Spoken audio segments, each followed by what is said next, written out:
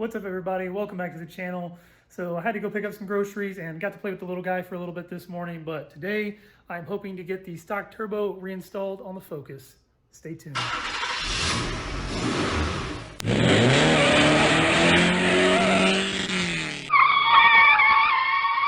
I just finished pulling the big turbo off of the ST yesterday, so I did a video on that. So if you want to go check that one out, definitely go do that. But here is the stock turbo, so I've got to do a couple of things differently to put this thing back on. My plan is to leave all of these lines that are already connected on the turbo there. So just like this one, I had to disconnect a few of these lines over here to take this thing off. But even with this one, to leave all of these lines on there, I'm going to have to take the front bumper off so that I can take the cold side charge pipe off. I've got the rear motor mount disconnected, so it gives me a little bit of swing with the motor so that I can get the turbo up in there. But with the cold side charge pipe on, it's the CPE Exhale kit, so it's a 3-inch diameter charge pipe. So when I try to swing that motor forward, I don't get any play with it at all. With the charge pipe out, I should have about an extra 1.5 inches, maybe 2 inches of play to get that stock turbo back up in there. And I am removing the front bumper because I'm going to go ahead and take the cold side charge pipe off because it's got the tile blow off valve on there. Since I'm going back to the stock turbo, I'm just going to use the stock bypass valve on that.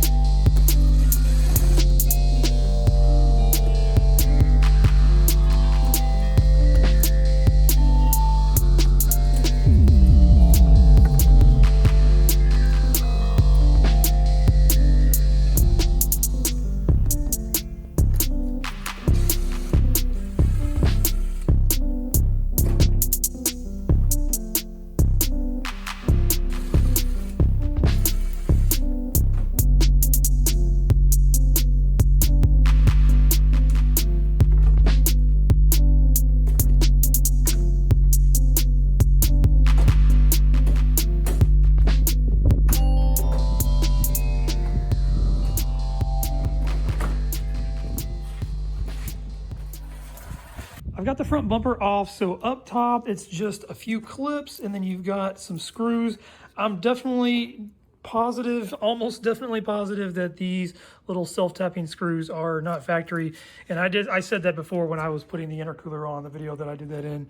But they went up top right here. If anybody else has an ST, let me know what actually goes here. If it's, I'm certain it's not these self-tapping screws. And then you have little clips on the sides and then a couple of other bolts holding the top of the front bumper right here in. You'll have to undo the hood latch. This thing is super easy. Just undo it from the back. There's a couple of Torx screws on the side down here at the very bottom, and then one up here in the wheel well you'll have to take out.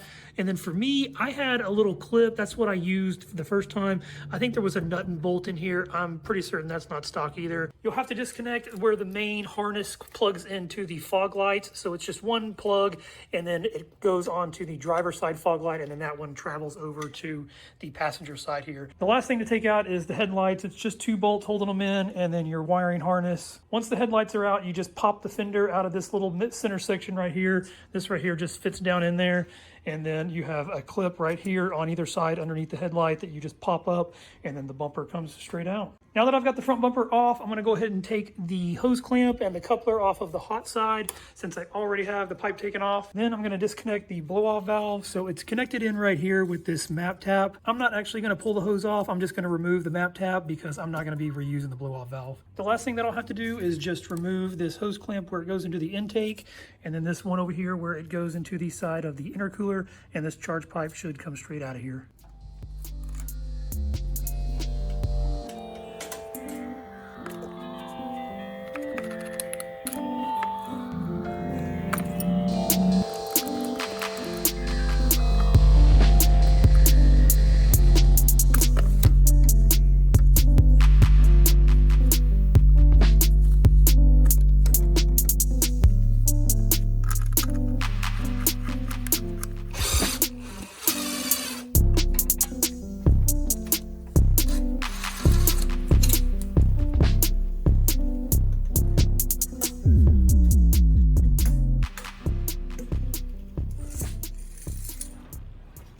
charge pipes are completely off. So over here on the hot side, this is the only thing that I removed was just the hose clamp and then the coupler that goes onto the side of the intercooler. For the cold side, it's the same over here, just like the hot side. It's one hose clamp going to the intercooler, one hose clamp going to the intake, and then right here is where my blow-off valve is at, and then here is the line that I pulled out, and then here is the map tap. So this thing's pretty simple. Literally, it just pops out. You use the stock hardware to put this back in, and then this little Allen bolt right here connects the original map sensor to the map tap. So with the cold side piping out now, let me show you, I've got a lot more wiggle room with this motor.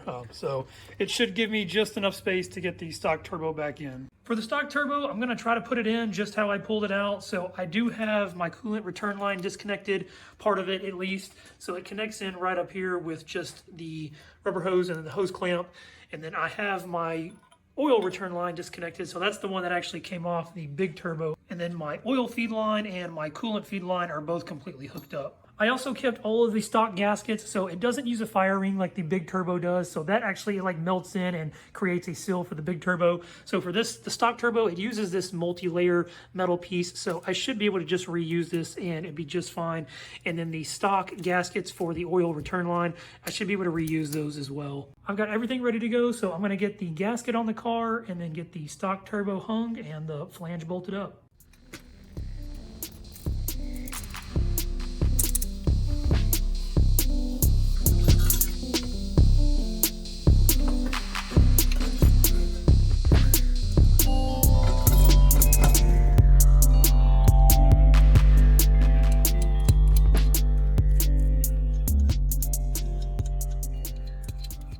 Turbo is all bolted up to the exhaust manifold, so the last thing that I have to do is connect the oil and coolant feed lines that are already on the turbo, and then I've got my oil and coolant return lines down here with the shielding.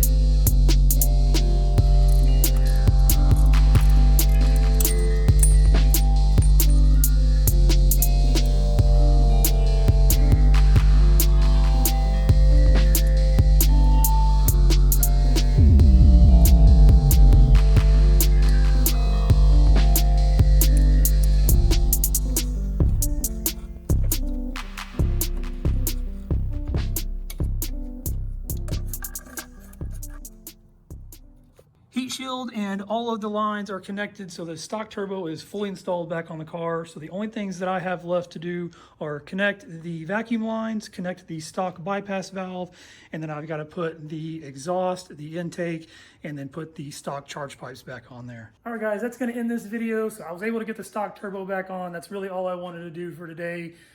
And then in the next video, I will put back on all of the stuff that I just mentioned and then get this thing started back up. So please like the video if you liked it, subscribe to the channel, and I will catch you next time.